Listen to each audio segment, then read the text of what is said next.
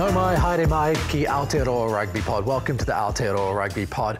All Blacks squad named, plenty to chat about. Not too much of a different squad from what we've seen, but we still see TJ Perenara there, we still see Sam Cane there, so plenty to talk about there. And we have Jason Ryan, the All Blacks forwards coach, on the show today to really dig deep into that. So we'll get into that. We've got the Sexton v Ioane thing, which has obviously heated up people on social media. The Black Ferns didn't look good against England. That did not go well. So what can they do before France? We've got the player mic again, Kirk Eklund from Bay of Plenty. He's always got plenty to say, so a mic on him is good fun. And we look at the FBC final and the NPC quarterfinals as well. Plenty to get into. Bryn Hall, not here today. The Harbour season ended. It didn't end well, Jipper, but it ended, and so, you know, he's got his end-of-season celebrations. Yeah. But boy. Score 65 points against Canterbury, record total, and then Up and down. Nearly get 65 points scored against you down in Invercargill. Look, Invercargill's on an easy place to go and play, but with the squad that Harbour have, they should have done a better job than that. So we will have Bryn back next week, of course, but now let's talk about this All Blacks squad. No real differences outside of the fact that Cam Roigard is in and Noah Hotham's out. That was always going to happen, especially after the way that Roigard played on the weekend. Yeah, well, yeah, yes and no. You know, you probably thought Hotham might have snuck in there and you know, TJ had played his last test, but I think just because there is, you know, probably that lack of experience. It doesn't necessarily mean both Sam and he are going to play, but it means they've played such a crucial role in preparing the side to be at its best that they can't, you know, avoid not having them in that squad, and they need to build that experience while they've got them. Single-figure halfbacks outside of, as far as test caps are concerned, outside of TJ Perenara, that plays a big thing. It also says to me, Finlay Christie's obviously not on the radar, really, because he's a guy who's played enough test matches to maybe be the experienced guy, and they're not utilising him. They're keeping TJ there, despite the fact he's off to Tokyo next year. Yeah, well, I think when Noah Hotham got picked, like, he was sort of behind Finlay at Tasman, so I think it's a sign, you know, like, it's a hard thing. You know, styles of play, like if you think about the relationship Finlay built with Joe Schmidt, who absolutely loved the way he played, loved how he sort of saw the game, and you have that famous story about Eric Rush, and when he first made the All Blacks, his dad said, look, it's only one man's opinion, and it's a little bit like that. It is one man's opinion, but that opinion is the current All Black coach, as his style doesn't fit the way they want to play, and it's not that he's not playing well, it's just that he sees other candidates, you know, I suppose, playing a stronger form of footy that they want to see and they need. So, and then we look at the loose forwards. Sam Cane's still there, despite the fact that there are good replacements there. We will talk about Dalton Papali'i and his return to counties later on in the show. But you've got Ethan Blackadder, who's shown he can play any position he wants in the loose forward at test level and really excel and be committed to rucks and do the things that Sam Cane does. Luke Jacobson as well. There are options there, but Sam Cane is still there. Yeah, and what I'll be interested in is how much, is he going to play as we've seen, or is he there again, similar style, is making sure that these guys are best prepared to deliver against your England, against your Ireland and against your France. I think maybe initially guys will probably get an opportunity to put their hand up against Japan, how well they go there, and we always say your only currency is your performance. How well they go there may dictate, you know, how it all sort of pans out once they head north. And that brings us to Ruben Love. He's probably looking at a test debut there. Yeah, oh, you'd have to think so. He'll debut against Japan. You know, it's a tough one on Harry Plummer. He's done a really, really good job from what I'm hearing in that All Blacks environment. But with Stephen Perofeta back fit, Ruben Love, his ability, you know, to probably be a fullback that can play 10. Stephen's a 10 that can play fullback. There's just no space for someone like Plums in the squad. But again, he may you know, get some time against Japan for the All Blacks and then, you know, play the rest in the All Blacks 15. And we're happy to say All Blacks forwards coach Jason Ryan joins us from Christchurch. Jason, you're down at home, are you? No, I'm down south actually in Aoteroa, down on Lake Benmore at the moment. Is this the holiday home? Yeah, just enjoying a little bit of downtime. Got a lovely collection of jerseys then behind you. The red jerseys just brings back a lot of demons for me. Oh, well. It is what it is. Let's talk about an All Blacks squad. Not a lot of change in the squad from what we've seen so far this year outside of Cam Rugard coming in. That was a relatively straightforward decision though, I presume. I think it's a real credit to Cam on how he's the ultimate professional really for a young fella. He's really, he's sort of put a huge amount of effort into getting himself right, and we had him in the Wellington week and he pretty much trained fully and looked pretty dynamic, and obviously he's had a good run for counties in the weekend. So really great to see him back from which was a nasty injury. You know, he's in Form 9 of Super Footy, wasn't he? So great that he's put the effort in, and looking forward to seeing him back in the black jersey. You must be really pleased with the players you sent back to NPC. They all looked like serious All Blacks, you know, like a real level above.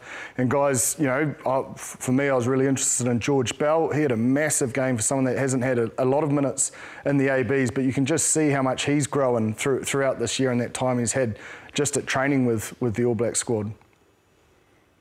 Yeah, that's great to hear. Look, I think that, you know, we actually made a point of putting it on the boys and saying that, you know, they need to play like All Blacks and prepare accordingly and have a lot of pride in playing for their province, you know, and I think it's really, I think you're right, Jipper, all the boys that fronted played really well. You know, Belly got his hands on the ball, and, you know, he's building his body nicely to the test level. Gillies and the medical team have put some good work into those boys, and so did Pasteleo Tossi. I thought he was outstanding for Bay of Plenty, and you know, like, it's great to see Paddy Toops. He looked fresh and sharp for Auckland. So, and as the adults scored a nice try. So, yeah, good scattering. All of them put their hand up, which is good to see and important. And I thought Sammy Penifino was really strong for Waikato. You know, he set up a couple of tries, but just his big frame and his physicality would have been nice to see.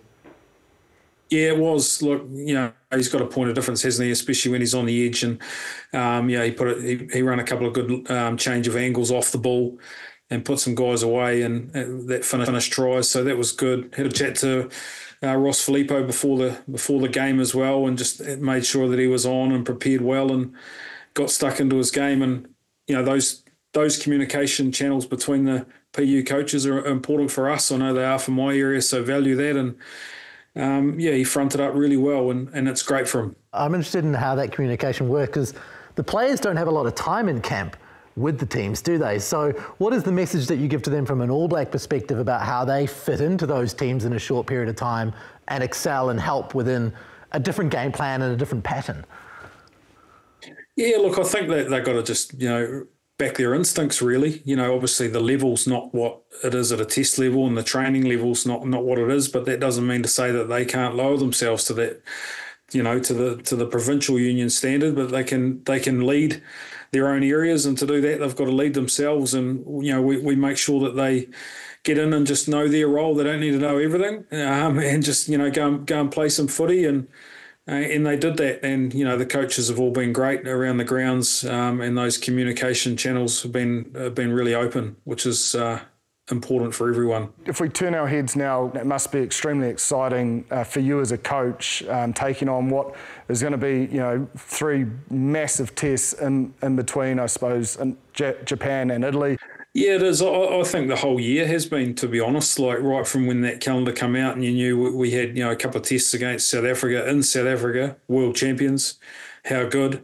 After a World Cup year, there's 2 ways you can look at it. You can go, oh, it's a lot of tests, or you go, this is exactly what we need. And I believe the calendar is that. And, you know, it finds out where your pressure points are pretty quickly. And I think we've grown a bit in that space, definitely. And I think when you look at heading north, you know, Japan, she's going to be reasonably hot, so there'll be a lot of movement in the game. They play fast, and then we head straight to England and short turnaround Ireland, then France. So that'll give us different challenges that we'll need to adapt pretty quickly and find out where our game's at, which, you know, we're growing all the time. I think we found a lot about ourselves in that South Africa series, and also the finishing part of the games, which we've put a lot of work into through the Bledisloes. So it is exciting, and heading to Europe is awesome as an All Black team. You know, the crowds and the atmosphere, it's pretty special to be a part of, so we're looking forward to it. What is that key area that you've found out about yourselves? Is there anything that's really stood out? I think that we're just sort of growing our week, really, and how we prepare and what we put in front of the boys, and understanding that at the All Black level and Test level, you actually don't need to give them a lot. I think you come in and you're a new type coaching group, and you're just trying to make your own mark on the team. And I think as we found out, probably the less we have, the better the boys would play, as simple as that sounds. And I think that's what we're growing all the time in our preparation, individually, our own units, but also as a whole coaching group. You know, that when you look at the South African series, you know, we were actually really satisfied with how we pushed the box, and you know, we had a chance to win both tests, but we didn't, and we didn't sugarcoat that. And when you look at them, they've, you know, 7 odd years together. They know their game, they know their identity. We've been together 7 weeks, so that's a reality. But we'll get there, and I believe that we're trending up, and we've showed some good glimpses of young All Blacks at I think it's 8 new caps in a season, which is exciting. So you find out all the time around those accuracy and those moments at the end that are so important, because the pressure and the game, it just shifts so fast. You know, you've never really got a lead. Teams can score so quickly. So respecting that and trusting our game is something we're always looking to evolve, really. And an area that seems to have improved a hell of a lot, and an individual player, Tupou Va'i, the line-out defence. The Boks are traditionally a very, very strong line-out, but you had some really strong wins in and around stealing or disrupting that pill. Yeah, Tup's been exceptional. Look, he's carried on some great Super Rugby form, and I think I've said this before. What people probably don't see is, I think it's a reflection of playing a lot of rugby with Brodie Retallick at the Chiefs, and then he's come in. He's been in the All Black level when he's worked alongside Sam Whitelock and Scott Barrett and Paddy Toops. You know, with him being injured, it became an opportunity for Toops, and he really took it. I think it's a reflection of the work he does during the week, his homework and his preparation, and you know, he's becoming a man at the Test level, which is a lot different to Super level, and he's made the most of his opportunity, and he's a big part of our line-out group and a real leader within the 4-pack, and I'm really pleased for him. And the best is yet to come. And if we keep focusing on that line-out, and an area, you know, Kieran Reid sort of dominated as a loose forward that ran line-outs, was a great operator. But the growth in line-out work from Wallace Satiti, especially in those Wallaby tests, like he has just gone from strength to strength as well. Yeah, look, he's. I think one of the. Well, there's a lot of positives about Wallace. You know, when you talk about a young player that's arrived in the Test level and just thrived, it's almost like the bigger the contest, the better he goes. His explosive power with the ball, but also jumping through his instincts and his speed off the ground really helps the speed of our line-out, to be fair, Jipper. And as you know, as a hooker, if the boys know that they can hit the target, and he might pluck out a few loose ones because of his skill in the air, well, you know, he's probably saved us a couple of times through no fault of anyone in particular. But yeah, he's really quick off the ground, which basically gets the ball in his hands and out of his hands to the 9 really fast.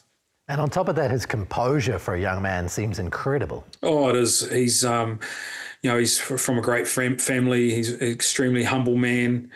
He's everything you'd want an All Black to be, really. He just he gets about his work. He's extremely grateful. He's always looking to be better. He's always asking lots of questions, but the time he gets to the game, we just want him to play, and he's done a great job of that. He's been exceptional, and really proud of the work he's done. When you look at Wallace, and then you maybe look at the halfback situation where you've got a couple of youngish players there, is that the reason why we're still seeing Perenara and Kane in the squad, despite the fact we know they're heading overseas at the end? You need those people when you've got, you know, such a big 3 test matches in the middle of this tour? Yeah, you're 100% right. Look, I think both those men have been phenomenal in the leadership group, and this is a big part of setting young guys up to succeed, isn't it? You know, like they've been performing well on the field as well. But if I look at, I guess the forward side of it with Sam Cane, I couldn't speak highly enough about the guy. He's just been an unbelievable leader, and how he's come in this year. He's built his body back from a little bit of resilience and a few setbacks. He challenges the group. He challenges himself, and he still wants to get better. But when we go north, we need experience, whether or not that's on the field or off the field, and they know the stage that they're at as All Blacks and heading into next season. They're not going to be there, but they'll pass the baton so that we're having conversations about the Nimes like we just did with Tupou Vai. They've set guys up to succeed, so they know their role in this Northern Tour, and I'm sure that they're going to push hard and give back everything that they know they can, and we know they can. You talked about Sam Cane then. Can you paint a picture of the kind of thing that Sam Cane will do to show leadership for these younger guys? He's a great one at helping, players out on and off the field with their preparation, or whether or not that's having a yarn to them walking off the field, or if it's in the meeting room, and he'll ask anyone a question and want to know the answer, and he won't walk past anything.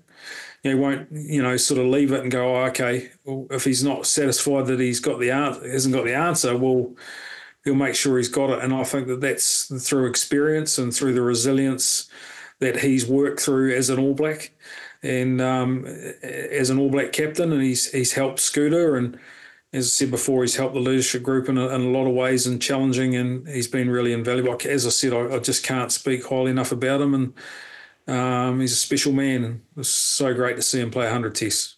The way I've sort of articulated, and correct me if I'm wrong, like the All Blacks isn't a development team. If you're playing the best, you should be picked. Mate, you're so right. Yeah, it's not like you can try much. You're not trying to build competition points in a round robin, are you? You're trying to win every single test, and we put a lot of effort into our trainings and making sure that they're really dialed in to set the boys up to succeed. But, let's not forget Sam, he's come in and effectively been the starting seven for the last 4 tests. So, that's because he's been right at the front of the room and at trainings, and he's been leading on and off the field. So, and you're right, the All Blacks isn't a development team, Jipper. You're 100% right, and you've got to respect that, and earning a test jersey is hard, and we don't give them away lightly. And, people often do say, oh, why isn't he given an opportunity? But we see them train every day. And we review our trainings and our meetings as hard as we do test matches, and whether or not we've won or lost, and you didn't know the result on a Monday morning, you'd probably come in and go, geez, did they win or lose? We're that hard on ourselves, and we have to be. If we look at in terms of playing on this Northern Tour, you said before stripping things back has actually allowed you to perform a little bit better. What are those key areas for you, not only up front, but as a squad that you know that you need to nail to get the results that we all desire on this end of your tour? Yeah, there's probably a couple of parts to answer that question, but I think when our ball carry and clean at the breakdown has got momentum and we're accelerating into contact, that often means that the boys are clear, that they're not thinking about too much. And clearly the big rocks of set piece, we need to be winning, top quality ball for our backs to score some tries. So, I often talk about the highlighter pen to the boys. Just pick your 2 things for the week, and let's just, it's why you had that at school. So, you don't need to fill your whole book up, but at the end of the week, close it so you're ready. So I think that, we've worked that out along the way as well. But, when we've got our forwards accelerating on the ball and, our backs scoring nice tries in the corner, well, that's good. But sometimes winning test matches, it's all different. And can't say I've ever been too worried about whether or not it's 1 point or 30. Just win the test and you celebrate that. For you personally, and I know you won't like blowing your own trumpet, so let me do it for a bit.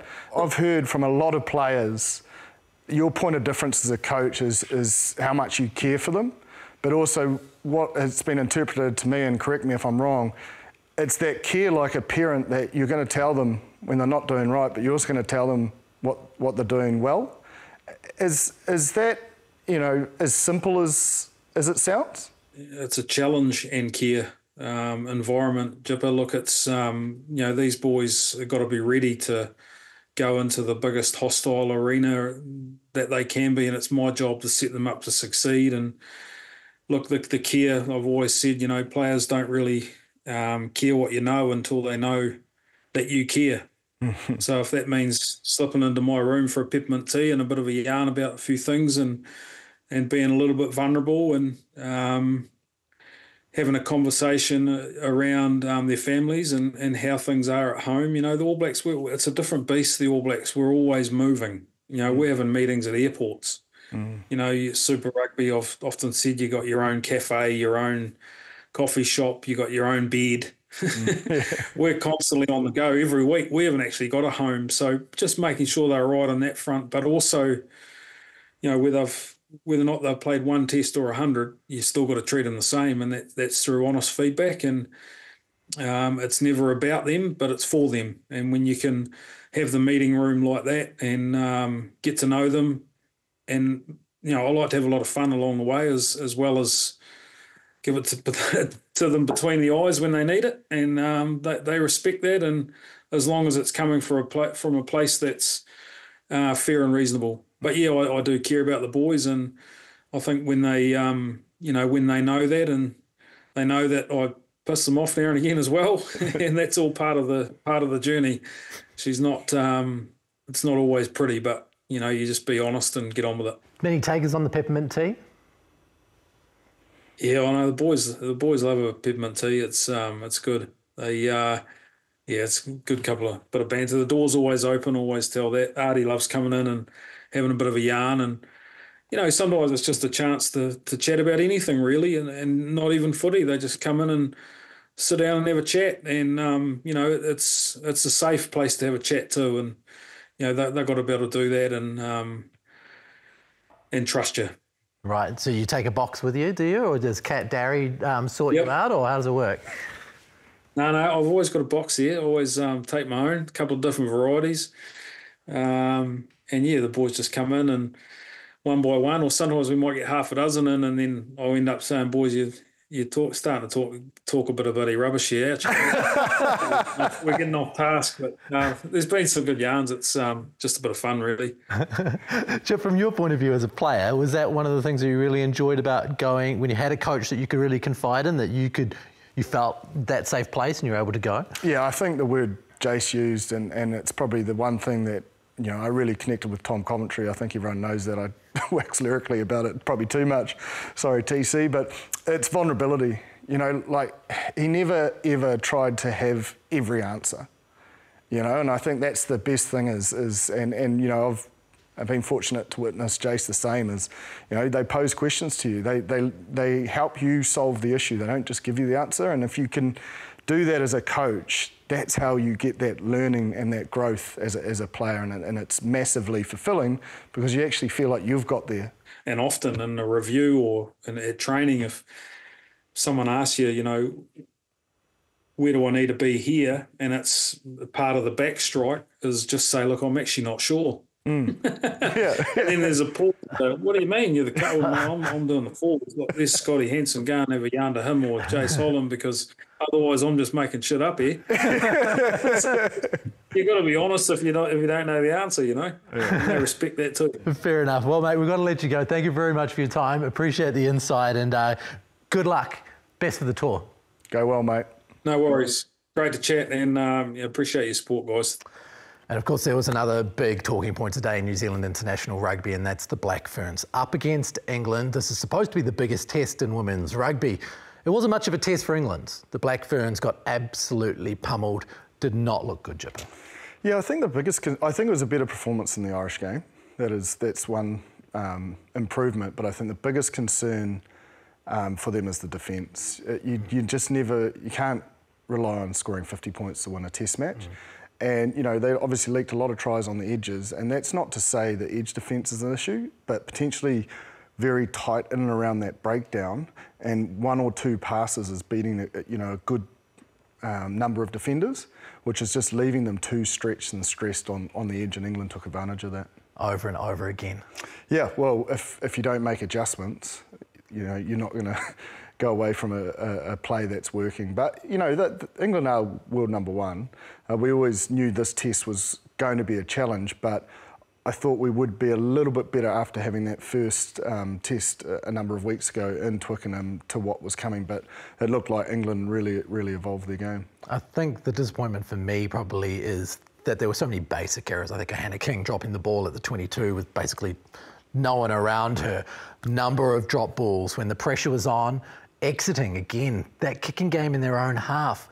They've talked about it with us, about how it's a work on, but it's not getting there. Yeah, and you have to think, you know, you could sense, I suppose, Alan Bunting's frustration after the loss last week, but they presented a united front throughout the week, but there will be frustration, I suppose, on the coaches because publicly they've spoken, they really want to, you know, develop that kicking game and show that it's part of their style moving forward, and it's clear it needs to be. You know, the women's game is developing, and I know not everyone loves kicking and that part of rugby, but, you know, and I suppose because there was so much success of just playing it at all costs in the World Cup, you know, there's elements of those players wanting to, you know, that's worked for them. They've won a World Cup doing that, so it's hard to, I suppose, change from that natural DNA, but because of the development in the game and the manipulation of defence, if we don't get more of a kicking game and we can't play in better parts of the field, it just means you're going to run out of gas.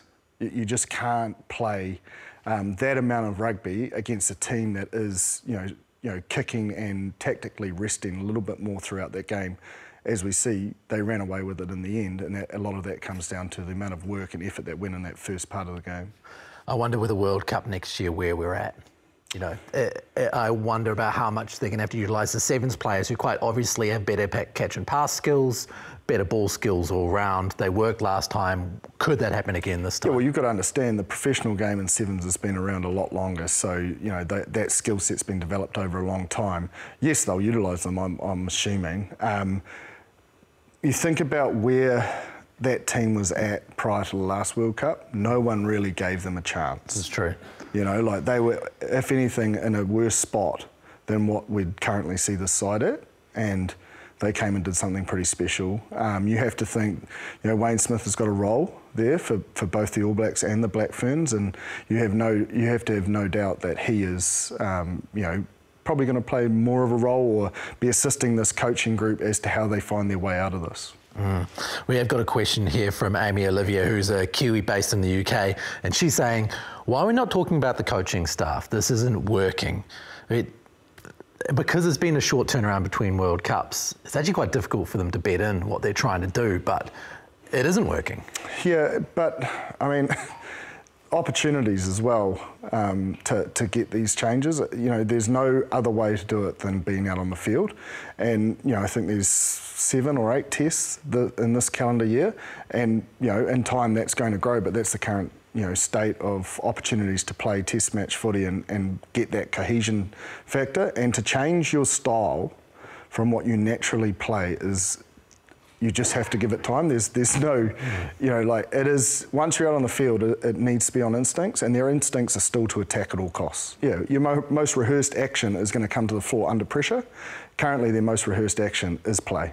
And over time, hopefully, it will develop to balancing that attacking style and management of play. But currently, that's the most rehearsed action, so that's why it's their go-to. It's a bit ugly. The FPC final, Canterbury playing... A lot tighter than expected. A lot tighter than expected. Yeah. I thought Waikato was going to walk over the top, but Canterbury have been in 7 straight finals for a reason, right? You have to give it to Canterbury, though. Like, they fought in the semi to come back late, and then they were so close to winning the final, which would have been miraculous. But from a biased aspect, I have to say I'm very good friends with the Waikato coach and James Semple, and really stoked for him. You know, sort of had the trouble with the MLR team going down. He's come back, and that was an opportunity he's taken, and to see him sort of face that adversity and I suppose the mana he holds in that group. You know, they performed a haka to him in the sheds. He was presented with his blazer after that game. So, you know, what he sort of has instilled in that group was really important for them getting home, and they were the best in my opinion, they were the best and most consistent team across the season, so fitting that they became the champions. We're out of the big game from the FPC. Now we're heading into the NPC quarters. Plenty of good action going on there. But before we get to that, Kurt Eklund, Bay of Plenty hooker and one of Jipper's old teammates, was playing his 50th game for Bay of Plenty. Aucklander, born and bred, played for Grammar, going back for his 50th game in Auckland at his old school. We mic'd him up, and this is what it looked like. Kurt Eklund returns to his school, Auckland Grammar, to play his 50th game for the Steamers. Yeah. What do you want, Cashy? Cashy, what do you want? Time! Time! Same again. Get it. Oi! Spread out! Move over!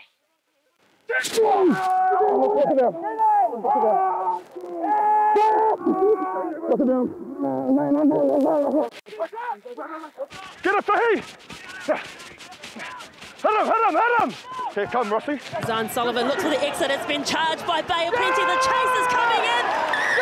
Just like that, the Bay of Plenty strike back through Jacob Norris. Good on you, horse. Nice, boy. K50, baby. K50, let's get it. Boys, we've got to get our eyes up, because they're looking to play nigs as well. So just make sure we're scanning the whole time, eh?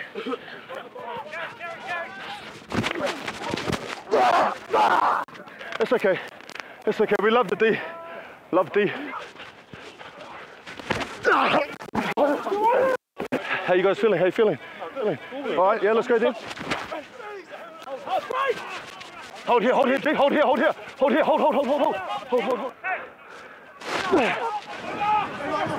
Eklund with the intentional overthrow to Nenka to Broughton. It is a clear open lane for Broughton. What a scene. Only takes 10 seconds, boys. Just starting out is Kurt Eklund down that right-hand wing. Here goes Leroy Carter, puts the kick ahead into the 22 now. Just like that, Bay of Plenty show how dangerous they can be. All our kicks got to be way better. Go past Kerry, boy. Oh yeah, pass.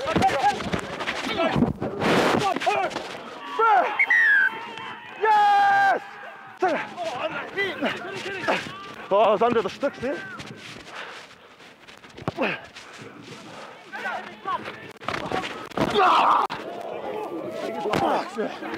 you get the offload or lock on? Reload!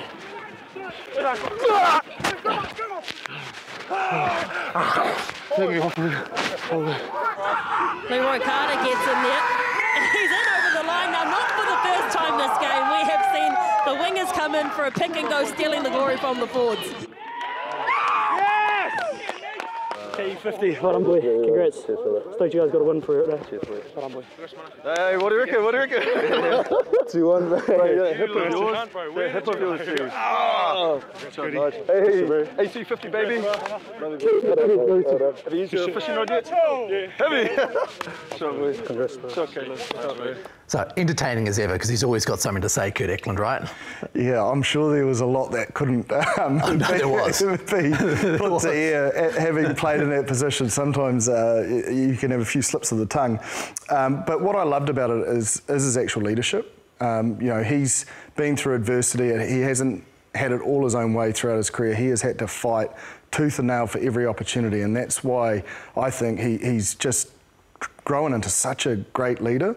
And it's little things. He can give the stern message. You saw he even pushed, I think it was Tossi, you know, it could be name action, but he wasn't getting a response, so he literally gave a physical push. You know, he was first to celebrate any try. He's sprinting in from miles away to congratulate teammates. And then, you know, I was fortunate to commentate that game, and I could hear it through my headpiece. His ability to grow the rapport with the ref was really impressive. He used humour in a really great way of, I suppose, just lightening the conversation, but also getting his point across. And, you know, we've spoken it a lot on this show with Bryn and how you manage as a captain that ref relationship. And, yeah, I just was really, really impressed with you know, his leadership style and his ability to go from the stern to the casual and still be able to execute his role and play a really strong game. What I loved was the way that he talked with his Blues teammates. I think there was one with Zahn Sullivan on the floor, and there was another one in there as well. When you play against your teammates at super level, is there always that kind of chat on the floor, in a tackle, whatever's going on? Yeah, I always compare it to like your brother in the backyard. It's almost like when you're playing against your mates, it's more banter, but also it's a little bit more ruthless. You really want to get the result against them. So, you know, a lot of Blues players, both sides, you know, Bay Plenty had a number of Blues players as well, and previous Blues players that had played in the squad together. So a lot of familiarity there. But yeah, the banter is probably a little bit more relaxed at NPC level than you'd probably find at Super Rugby level. It just has that difference of intensity and speed of game. Now, we've had a few questions through, of course, about the player mics that we've been playing to over the last few weeks. This question came in from Michael Birch, and Michael will get you the Players Sports Gilbert Ball for your question. He wants to know, how much do professional rugby players try to listen to what the opposition is saying during play? He says, I can imagine there's some listening when trying to decipher line-out calls and such, but do players spend the whole game eavesdropping? And how useful is it to do? Well, if you do your prep, it's very useful. So obviously there's mics on refs, there's sideline mics for the Sky viewers. So you go through a really thorough process if you're a leader within the group. I don't think you put that onus on everyone. There's sort of those key leaders that will listen and try and pick up cues and share that information, you know, in a timely manner that can get a result. But from a line-out point of view, you almost tap it through and try and figure out where, you know, because some teams have a magic number or they have a system and they'll use letters, and you try and work out their system as best you can and go over a number of weeks to work out where certain calls can be. And then you would decipher that and deliver that to the team and say, if we hear this, this is where we want to sort of go up. Same with any sorts of moves or sort of, you know, like what a tip pass is or what the pass is out the back. So defensively, you're almost one step ahead, you know, and I think going into that depth of detail and doing that work is probably what takes you from being good to great. Right. And if you don't do that, you're probably not going to progress as fast or as far as you'd like. So the eavesdropping is in the prep, not on the fly so much? No, well, you wouldn't be able to do it, I don't think. Well, I certainly wasn't able to, and I, you know, we talk about prep quite a lot on this podcast, and you'll get reward for that prep because, as I said before with the Black Ferns, it's instinctive. You've trained it all throughout the week, so it's not something that shocks you or you try to pick up. But if your prep doesn't lead to results, you've got to drop it as well. You don't just keep going through with it because you don't get it right all the time. So you've got to acknowledge that really early and say, hey, that's not actually the go. They've made an adjustment here. Sam Whitelight was the best at it, sorry. But Sam Whitelight was the best at it, and this is the amount of respect I showed him when we played the Crusaders. Is we would have a total different system for against the Crusaders because he was so methodical and deciphering line out. You had to do something new when you played them, otherwise he would steal all your ball. Sam is a smart cookie. He's a smart cookie. So thank you very much, Michael, for your question.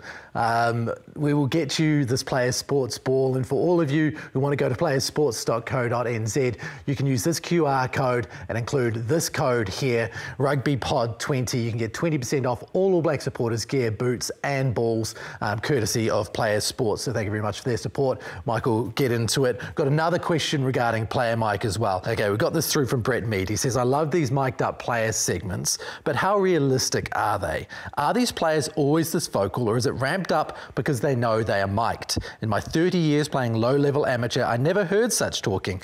Or is this indeed the differentiator between amateurs and the top level? Definitely. It is not ramped up. And if you could see all of it, you'd understand it's not. But it is a small insight to the level of communication you need and how fast and how quick you have that ability to communicate a name and action. And as we saw with Kurt, sometimes a physical push is critical to stopping a try or scoring one. So as you went through the grades and as you got up to that level, did you have to actively learn to communicate? I mean, are there essentially communication classes within Definitely at academy level, and you just won't progress. If you don't talk on the field, if you don't have the ability to have the level of fitness to communicate, but also have the level of detail and understanding of the game plan and the systems, because as we always talk about, the comms from outside to in is what makes the first five shine. The comms from the first five into forwards, or like we talk about Bodie a lot, defensively, is massively important to the success of a side, and everyone needs to be able to do it, because if you don't, you just can't execute. If we don't talk to each other, we're going to have to guess. You often see it, certainly on defence, there's a lot of chatter going on, but I'm presuming now with the way that the pod systems work, it's ramped up on the communication when it comes to forwards on attack. Yeah, massively. So we always talk about that pod system. So if you're the tip guy, you need to be, talking to the guy that's catching the ball, because he's looking in there and he has to either know he's just going to grab and carry because of that line speed pressure, or he's going to hold his feet, give a tip, or then there's always the overcall of the player out the back who has the... But that small comms, even if you look at Kurt's thing and go back and watch it, listen how early he's like, what do you want, Cashy? What do you want, Cashy? So Lucas Cashmore, he's the first five. He's screaming as he's running. The kickoff's gone. He's screaming, Cashy, what do you want? What do you want? What do you want? So that once he's set, he can just do. And that is just constant throughout the game. Yeah. And with the way that defences work now, especially at international level, right in your face, it must be quite hard to communicate. Right, there's a person here, it's hard to know your options, there are a number of them. It feels like a difficult thing to do. If you're feeling that, you just say carry. So there's like an overriding rule. If you're confused or you can't make a call, the safest option is just set a ruck. Just tuck and carry. Buy some time, even latch on and try and get through a contact, because as we've spoken about, if you can average 4 metre carries as forwards and that tight stuff, man, you're playing on top of teams, you'll get that fast ball, and you won't need too many comms because you just get it to the edge and score. So it's actually more important when you're under pressure.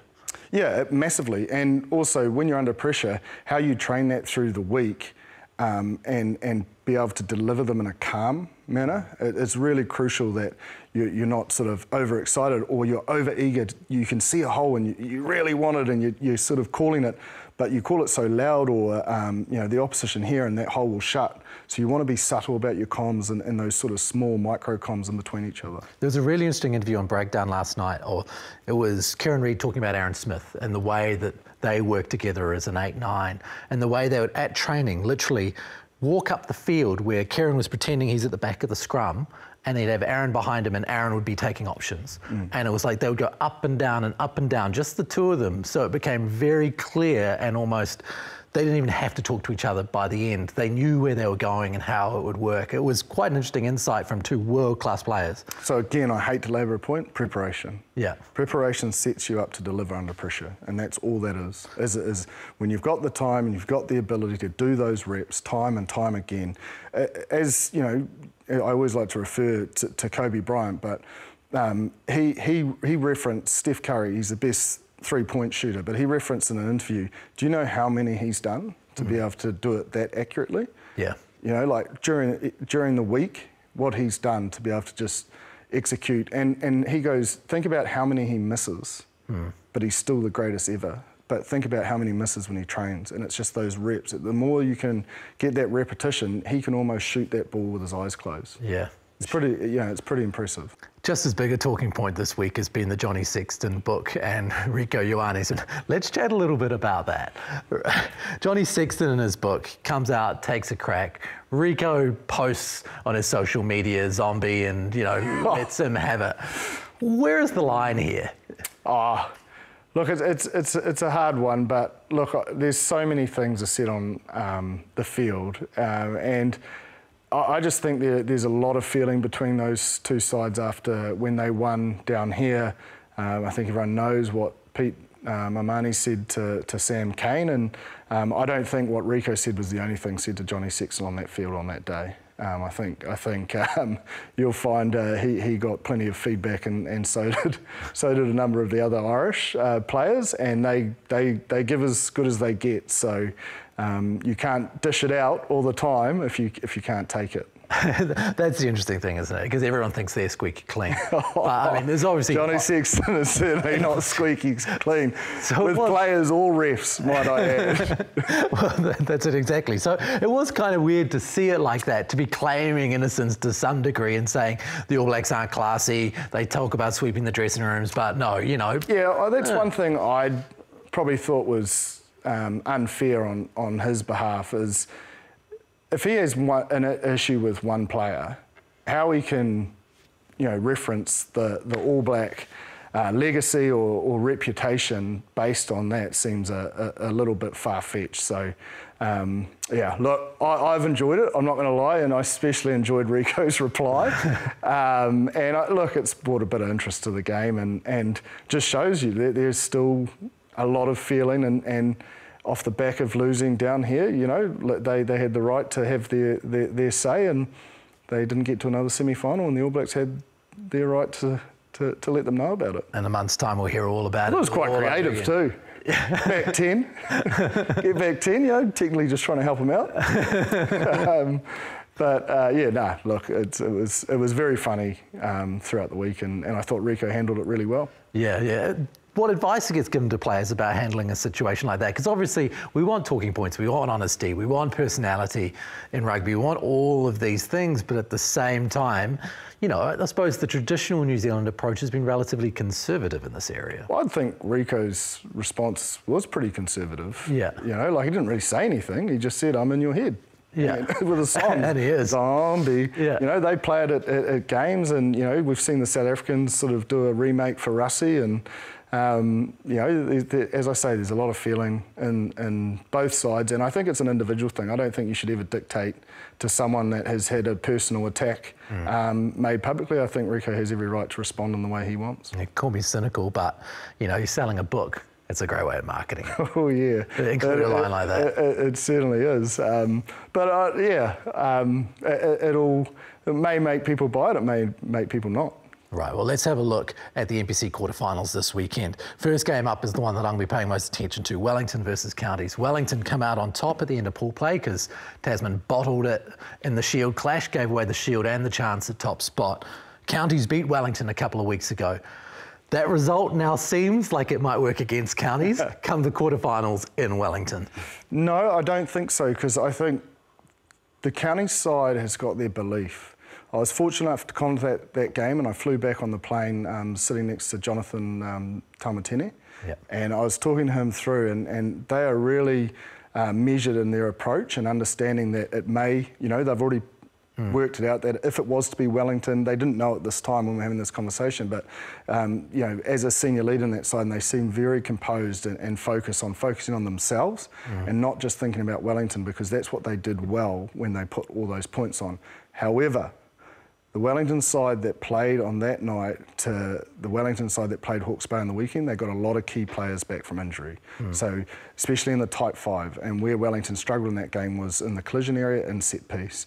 It's not going to be, I suppose, as easy or as front football, and it's away from home. So there's a few elements, but I think if there's going to be an upset this weekend, it's that game. And I know it seems weird for 8 versus 1, but Counties have just peaked right at the right time. And when they were under pressure against Manawatu on the weekend, man, they went back to their DNA of, they've got the best ruck in the competition. And I don't mean that just on a gut feel. Statistically, they have the best speed of ruck ball and dominance in the carry and the collision area. If they just try to, you know, play that simple game that they went to, they probably rushed it against Manawatu. When they went to their simple game, let's just win collisions, let's get those 4-metre carries, and then let's send it out to our speed. They're tough. They are really tough, and they've got a strong bench. So it's strong bench. Cam Roygaard and Dalton Papali'i. No. Well, they might not be there this weekend. Right. They might not be there this weekend, but normally they always have a strong bench, and they finish really strong. Yeah. Well, it was amazing to see them come back, seeing Roygaard back. Cam Roygaard. Wow. I mean, and it was really good for Dalton. Like, he did go off with an injury, so I hope that's not too bad. But I think Dalton just reminded everyone, you know, because he got that injury, Sam's come in and Sam's played extremely well, but Dalton just gave us a snippet of what makes him great, and especially on that edge. Not only his try, but his offload ability, his work around the breakdown and his physicality was impressive in the 19 minutes he got out there. Down the left edge, Manawatu, well, the right edge for them, Manawatu must be having nightmares. Well, I mean, they didn't do too wrong. Like, they're All Blacks. And I think across the whole weekend, all the All Blacks looked like All Blacks. You know, like in every game, they stood out. They stood out as a level above, and that's what you'd want to see. That's what the All Black coaches would have wanted to see. Yeah. Let's look at these other games. Bob Hawke's Bay is the first one up on Saturday. That is an either way kind of game, isn't it? Well, same quarterfinal as last year. Yeah. And same place, same time, same day. And I have no doubt Bay of Plenty have not forgotten that late surge from Hawke's Bay to get that result. And as we know, Hawke's Bay went on to win the semi and nearly won the final. I think this Bay of Plenty side could go the distance. I think it may be a step too far for the Magpies. Sorry, Tom. I apologise, mate. I'll be supporting you, I promise. But I think it'll be Bop's time. Right. Taranaki versus Waikato. How much do they celebrate? That's probably the question. Yeah, not much. I'll tell you a story in 06 when we won at Harbour. It was the last round, and we'd finished second. We played seventh side Otago at home and lost it because there was a little bit too much celebrating. You know, it ruined our NPC season because it was all too much. Where I think this side differs is a lot of those players have already won it. Yeah. So I'm not saying it's not unique, but it's not the new shiny toy, if you know what I mean. Like to back up and win this title again. I think there's just too much seniority and maturity in that squad to not deliver and win that result. It is a hell of a backline, the Naki backline. Yeah, it is, and they've been together a long time. And honestly, I've been raving about one player in the side for a number of years at NPC. He's done it with the Chiefs, but Daniel Rona is seriously talented. He is someone that, you know, must be knocking on that All Blacks 15 door. And I know he doesn't always start or get big minutes at Super Rugby, but every time he does, man, he delivers. Whether it's second five, centre, wing, fullback, doesn't matter. The kid is very special. Yeah, and he's surrounded by special talent too. Yeah, and both sides. Yeah. But, you know, he is one of these players that I almost liken him to Reno Ranger. They just pop up in the right space. Yeah. They're always in the right spot at the right time and always make an impact on games, and you always remember them. Well, he certainly does that for me every time I see him play.